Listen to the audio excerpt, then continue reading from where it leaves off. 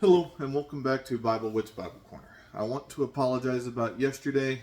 I had some technical difficulties. Technology and me are not friends, but things are resolved.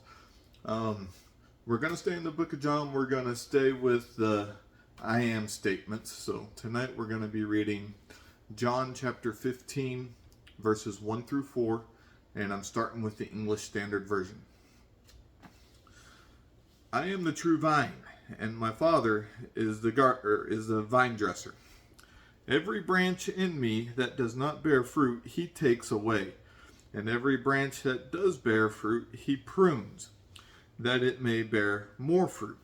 Already you are clean because of the word that I have spoken to you. Abide in me, and I in you. As a branch cannot bear fruit by itself unless it abides in the vine, neither can you unless you abide in me. Okay, now the New Century Version. I am the true vine. My Father is a gardener. He cuts off every branch of mine that does not produce fruit, and he trims and cleans every branch that produces fruit so that it will produce even more fruit. You are already clean because of the words that I have spoken to you. Remain in me, and I will remain in you. A branch cannot produce fruit alone, but must remain in the vine. In the same way, you cannot produce fruit alone, but must remain in me. Okay. So again, I love the analogy of work that is used in the Bible. Jesus calls himself a vine here. He calls God, our Father, the gardener. And that's actually a good way to put it, because God will weed out all the bad branches, bad fruits, whatever you want to call it. He weeds them out so that the good fruits can produce more and healthier fruits. Now, pruning is something that I really didn't learn about until maybe middle school or high school. I know there's a lot that might have learned it earlier than that, but not really me until middle school or high school.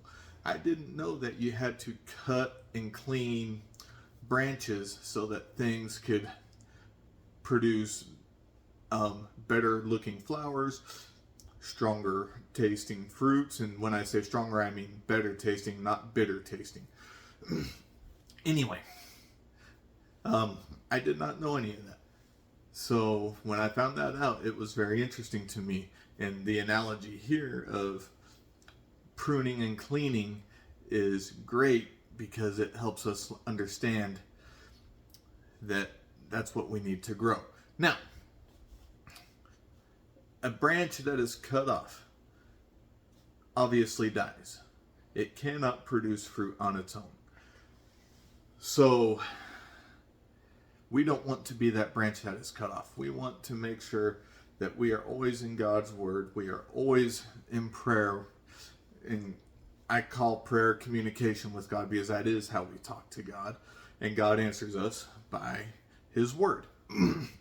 So we don't want to be that branch that is cut off. We want to be one of the branches that produces good, strong, healthy fruit. I hope you find encouragement in this, and I hope you have a wonderful, God-centered day. Bye.